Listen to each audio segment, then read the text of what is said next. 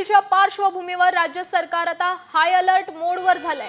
प्रशासनाकडून सर्व यंत्रणांना अलर्ट राहण्याच्या सक्त सूचना देण्यात आल्या। राज्य सरकारकडून अंतर्गत पातळीवर हालचालींना आता वेग आलाय। पालकमंत्र्यांसह सर्वच मंत्र्यांना प्रशासनासोबत संपर्कात राहण्याचे निर्देश देण्यात आलेले आहेत। राज्यात आता घडामोडींना वेग आलाय। मॉक ड्रिलच्या पार्श्वभूमीवर सर्वच राज्यांना अलर्ट राहण्याच्या केंद्राच्या सूचना आहेत। पालकमंत्र्यांसह सर्वच मंत्र्यांना हे निर्देश देण्यात आलेले आहेत। मॉक ड्रिल वेळी सामान्य जनतेनं काय करावं या संदर्भात ट्रेनिंग दिलं जाईल। हे प्रत्यक्ष युद्ध नसलं तरी युद्धावेळी कशा पद्धतीने काळजी घ्यायची आहे याचं देखील हे ट्रेनिंग असणार आहे।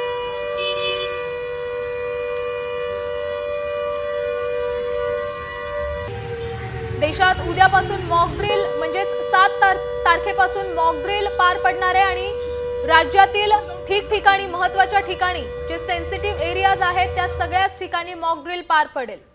केंद्र सरकारकडून राज्यांना तशा सूचना देण्यात आलेल्या आहेत। भारत पाकिस्तान तणावाच्या पार्श्वभूमीवर अनेक हालचाली घडत आहेत।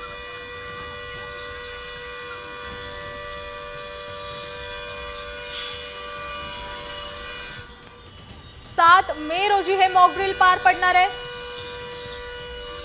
तर राज्यातील आणि देशभरात अनेक हालचालींना वेग आलाय। या संदर्भात अधिक माहिती देत आहेत आपले प्रतिनिधी गणेश कवडे। कशा संदर्भातला हा अलर्ट आणि नागरिकांनी काय सूचना पाळायच्या?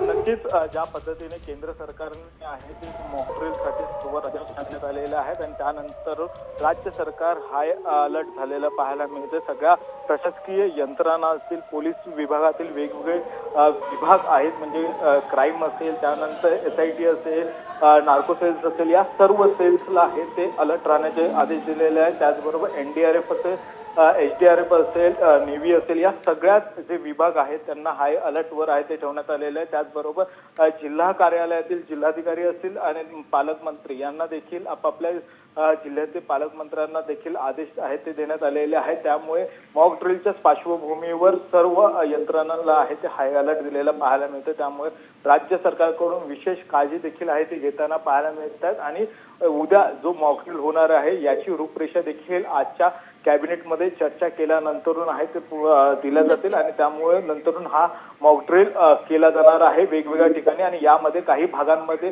नागरिकांना देखील आहे ते समाविष्ट करून घेतलं जाणार असं देखील माहिती मिळते। त्यामुळे नागरिकांना समाविष्ट केल्यानंतरून नागरिकांना कुठल्या म्हणजे अलर्ट आल्यानंतर कशा पद्धतीने वागायचं हे देखील आहे ते सांगण्यात येईल असं देखील सांगितलं जात आहे सध्या। नक्कीच धन्यवाद दिलेल्या सविस्तर माहितीसाठी। या सगळ्या संदर्भात गृह राज्यमंत्र्यांनी काय प्रतिक्रिया दिली आहे पाहूया।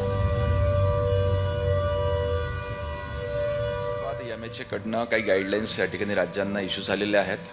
अजूनही आपल्या राज्याच्या मुख्य सचिव आणि केंद्राचे जे युनियन सेक्रेटरी आहेत, सर्व राज्यांचे मुख्य सचिव आणि युनियन सेक्रेटरी यांच्यासोबत VC द्वारे त्या ठिकाणी चर्चा चालू आहे। याच्या गाईडलाईन्स केंद्रानं तर निश्चितपणे दिलेल्या आहेत। त्या ठिकाणी अचानक जर का युद्धासारखी परिस्थिती निर्माण झाली तर कशा पद्धतीची सावधगिरी वापरल्या गेली पाहिजे आणि काय केलं पाहिजे ह्या संदर्भात आपली ही जी VC त्या ठिकाणी केंद्रासोबत चालू आहे माननीय मुख्य सचिवांच्या सोबत, ती VC आटोपल्यानंतर तशा पद्धतीच्या एक्झॅक्ट सूचना त्या ठिकाणी देण्यात आल्या।